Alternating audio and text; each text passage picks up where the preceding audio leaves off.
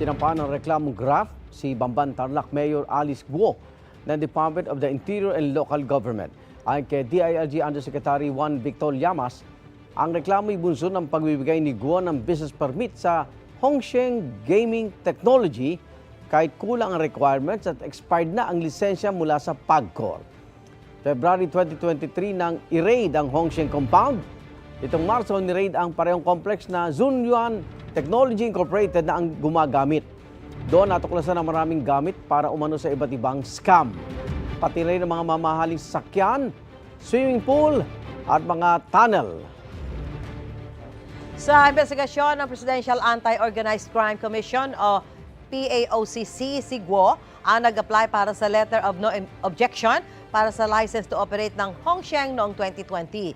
Base rin sa mga dokumento na nakuha ni Senadora Risa Ontiveros sa SEC, isa si Guo sa mga incorporator ng Baofu Land Development Incorporated, ang may-ari ng lupang kinatatayuan ng ni-raid na Pogo.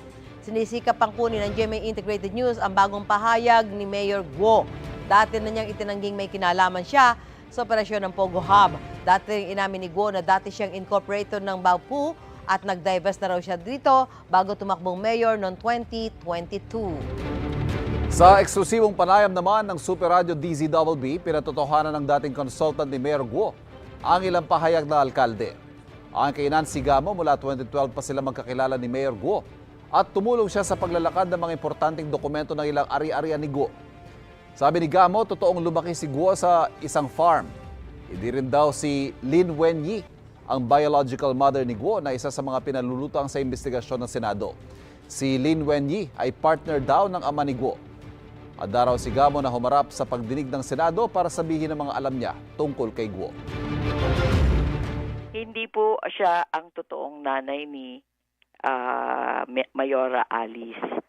Partner lang po siya ng tatay niya, kasama nila sa mga biyahe nila, kung saan-saan. Pero hindi po siya nanay ni Alice. Totoo bang lumaki sa farm si Mayor? Ay, opo. May isang building or isang maliit na bahay na doon siya mismo nakatira. Kilala ko ang pagkatao ni Mayor. Patulungin yan, hindi yan plinanta lang na para mag-spy.